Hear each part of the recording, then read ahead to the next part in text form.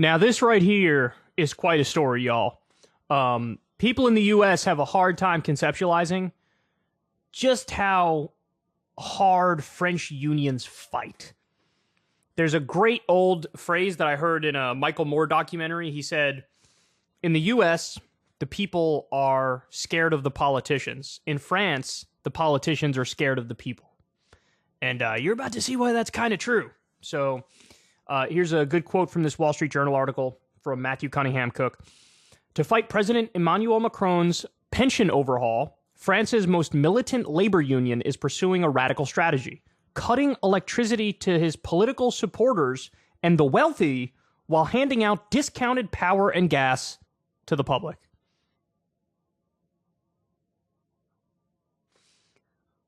What? They're literally cutting power to some politicians and billionaires, and they're giving like free power to poor people. Okay, this is amazing. So let me give you some of the article here, Wall Street Journal. French union cuts power to pressure Macron on pensions. Targeted outages aimed at politicians and the wealthy draw warnings of legal sanctions. So Matthew Dalton and Noemi Bisserby say the following. To fight President Emmanuel Macron's pension overhaul, France's most militant labor union is pursuing a radical strategy, cutting electricity to its political supporters and the wealthy while handing out discounted power and gas to the public. During a nationwide strike last week, members of the far-left CGT union, who work in the energy sector, cut power to the office of a lawmaker from Mr. Macron's party for more than 3 hours. On Monday, CGT energy workers in Marseille manipulated electricity and gas meters to cut bills for bakers who were protesting in the French port city against high energy prices. CGT's leadership called such moves a Robin Hood operation and said they would continue as the country prepares for another national protest on Tuesday. Quote, strikes are good, but they're no longer enough, said Sebastien Menespier, head of the CGT's energy division. We have to take actions that are visible and impact those who are supporting the government. Felipe Martinez, the CGT's national leader, this week proposed cutting power to billionaires and singled out Vincent Bolloré, a French tycoon who owns a host of businesses, including C News, a right-leaning 24-hour news channel. Quote, they can put themselves into the position of millions of people who face energy poverty, said Mr. Martinez said. Here they are, some of the union leaders. This was a press conference they did. CGT employees are increasingly using their positions in France's energy sector to pressure the French government and big companies. The union's workers occupy sensitive posts across the country's energy infrastructure, from oil refineries and power grids to France's fleet of nuclear reactors, allowing them to shut production or supply energy for free. The tactics have drawn outrage from the French government and warnings that union members who use their positions to pressure lawmakers would face legal sanctions. I love this. So in other words, they're acting and then the government is having to play catch up. So after they already do the thing that they said they're going to do, then the French government chimes in and they're like, we're outraged by these tactics and you better do the right thing or there's going to be like legal consequences and stuff, bro. But hold on, they're in the driver's seat. They're already doing the thing. And so now after the fact, you're trying to play catch up like, hey, please, no, don't do that, bro. Don't do that. Well, you know, there's an easy way to avoid all this. Give in to their demands, right? Because look, what they're asking for is actually not extreme at all. The current retirement age is 62, and Macron wants to raise it to 64. And they're like, no, we're going to go ahead and have you not do that. We're not going to let you do that because that's effectively a pension cut. And so, look, he messed around, and now he's finding out here that you can't just play with people's livelihoods like this. Quote, it's not the CGT who decides in France, said Bruno Le Maire, the French finance minister. It is the French people through their representatives. In September, CGT members shut down most of France's oil refineries for weeks to demand higher wages, leading to nationwide fuel shortages. CGT members at EDF San Francisco, where'd I get that from?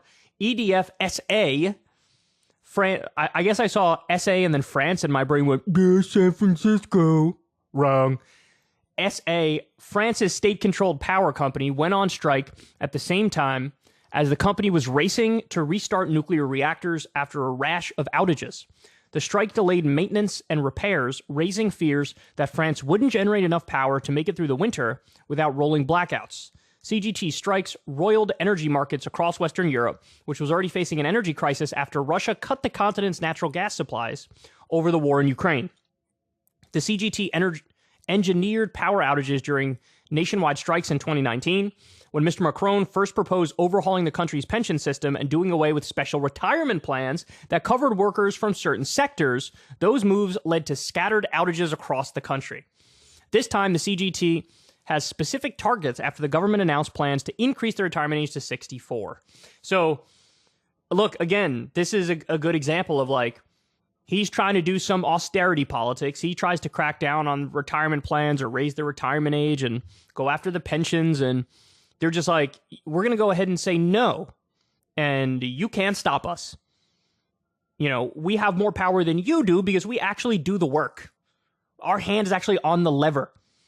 So, this is what direct action looks like, right? This is when you have a union. This is when you have workers with actual balls. They're like, you can't just do whatever you can't just raise the retirement age and say, deal with it. You can't do that. No, we're going to tell you to deal with what the retirement age is. The local chapter of the CGT said it was responsible for the power cut. We're in a democracy. These methods are unacceptable, Miss Tiegna said, adding that she was open to dialogue with unions. Ms. Tiegna said she filed a complaint with the police. The CGT did the same to parts of the city of Massy in the Paris region last week and in Chaumont in the east of France. The power cut affected mainly businesses in in Massy and government offices in Chaumont, said French energy suppliers Enedis SA, which has also filed a complaint. Now, this is my favorite part right here. The CGT and other French unions were gearing up for another round of protests on Tuesday. More than 1 million people were in the streets during last week's protests, making it one of the largest in recent French history. CGT workers at French oil refineries were striking in anticipation of Tuesday's national protest. Wow. 1 million people in the streets. And 1 million people in the streets over this specific issue. This issue of like the retirement age and pensions and like, hey, we're just not going to let you do austerity politics. We view certain things as a right. We view our way of life as a right. And we're not going to let you take it away from us. So going after the billionaires, going after the business owners, going after the politicians, cutting power to them, helping out regular people, demanding, look, this is how you get change, right? This is how you get change. But the unions here would never, man. They would never. They wouldn't. The workers here would never. The U.S., unfortunately, is such an individualistic and atomized society. And so that prevents us from really standing in solidarity and taking some bold action, because the second the media utters a peep of objection, some people would fall in line and the ranks would get broken and, the wealthy would end up winning out. And it's like, there's a lot to learn from this. There's a lot to learn from this, because who's taking charge? Who's in the lead? And you could say, oh my God, it's unethical. It's immoral. What's going to happen? Is that really fair to this person or that person? And it's like, it's going to get the job done. It's going to get the job done. Look, I'm a big supporter. I'm a big fan of peaceful, nonviolent protest. I think for the civil rights movement, it worked out phenomenally well. And there's some great academic papers pointing out how why it worked, why nonviolence worked in that instance. But keep it real, you also have like the threat of Malcolm X, who wasn't as nonviolent at the time.